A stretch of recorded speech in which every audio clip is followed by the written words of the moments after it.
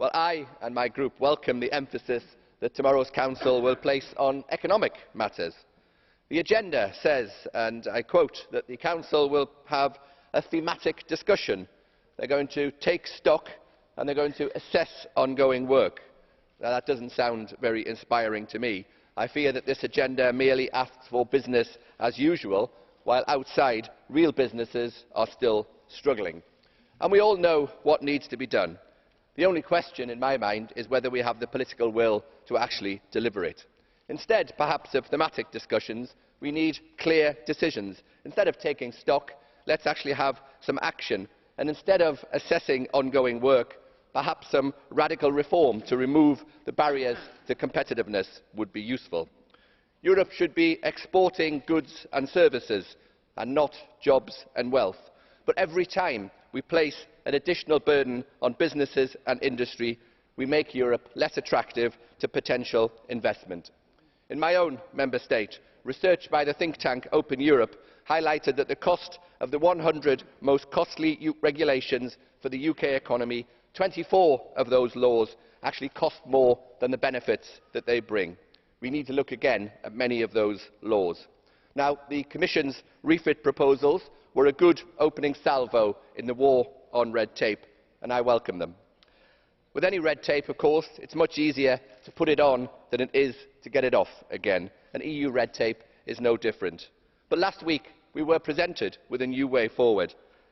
This report on EU red tape was drafted by the leaders of some of Europe's most successful businesses.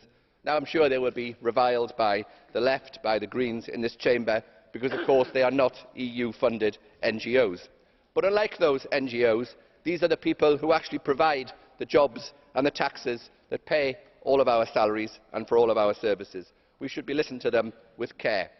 And in this report are some very sensible suggestions. I think, Mr Barroso, you already have a copy of it. I hope that you will go and beat Commissioner Andor over the head of it, because it's his department that produces many of the regulations that we want to get rid of. And one of the absurdities in this debate is that many of these people in this room who bask in the title of pro-European have an agenda for centralisation that will actually damage Europe, an agenda that will limit its economy, limit the opportunities of its peoples and condemn us all to a poorer future. Because there is nothing pro-European about obsessively pursuing an outdated vision that is undermining Europe's future potential. That is the old-fashioned agenda that is reinforced by many of the vested interests that we have within the Brussels Beltway.